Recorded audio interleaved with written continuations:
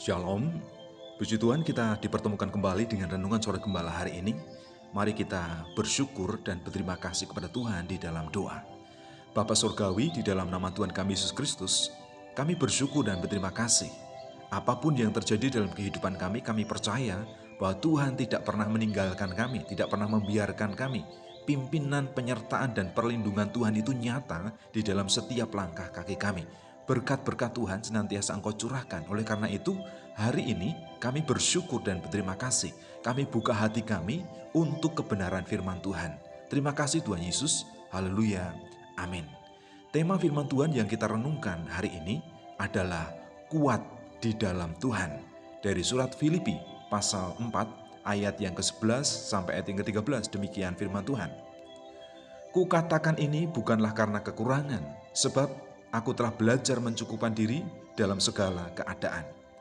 Aku tahu apa itu kekurangan dan aku tahu apa itu kelimpahan.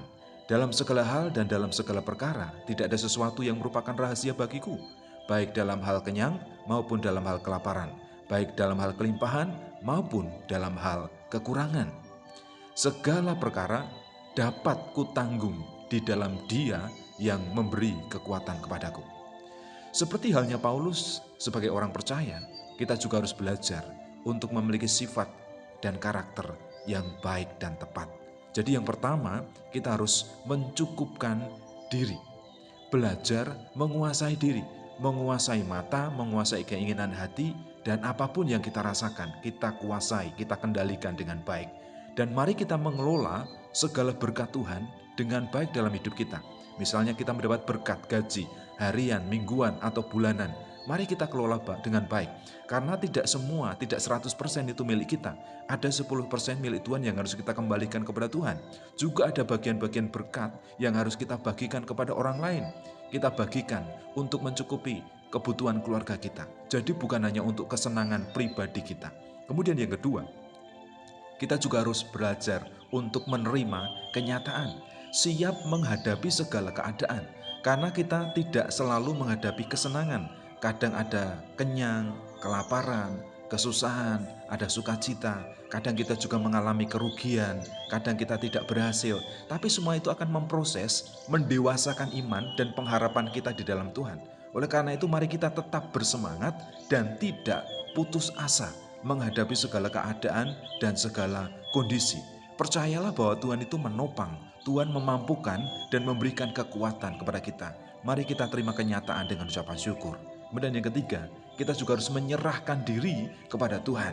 Yakin bahwa Tuhan itu memberikan kekuatan dan kemampuan kepada kita untuk menghadapi segala keadaan. Berserah penuh kepada Tuhan. Karena Tuhan punya otoritas, punya kuasa.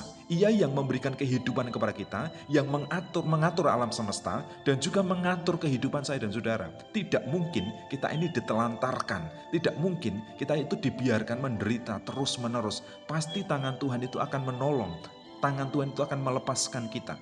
Sehingga kita mengucap syukur, menikmati kasih dan kemurahan Tuhan. Itu yang Tuhan mau. Oleh karena itu mari kita menyerahkan diri dan mempercayakan diri sepenuhnya di dalam tangan kuasa Tuhan. Jadi apa yang harus kita lakukan? Yang pertama, cukupkanlah dirimu dengan apa yang ada, dengan berkat-berkat Tuhan. Kemudian hadapilah kenyataan yang terjadi dengan lapang dada dan rasa syukur, rasa terima kasih kepada Tuhan. Juga serahkanlah dirimu kepada Tuhan. Serahkanlah keluargamu, pekerjaanmu, dan aktivitasmu kepada Tuhan. Percayalah bahwa Tuhan sanggup mengatur, sanggup memberkati, dan mendatangkan kebaikan dalam segala perkara. Karena Dia turut bekerja untuk mendatangkan kebaikan dalam hidup kita. Untuk kuat di dalam Tuhan, kita harus belajar mencukupkan diri dengan apa yang ada.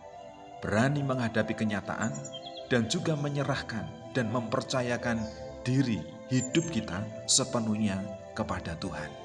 Tuhan yang baik, kami sangat percaya bahwa hidup kami ini berharga dan berarti di hadapan Tuhan. Sampai Engkau mengutus putramu yang tunggal Tuhan Yesus Kristus untuk menebus segala dosa dan kesalahan kami. Kami mau belajar untuk mencukupkan diri dengan segala berkat dan pemeliharaan Tuhan di dalam kehidupan kami.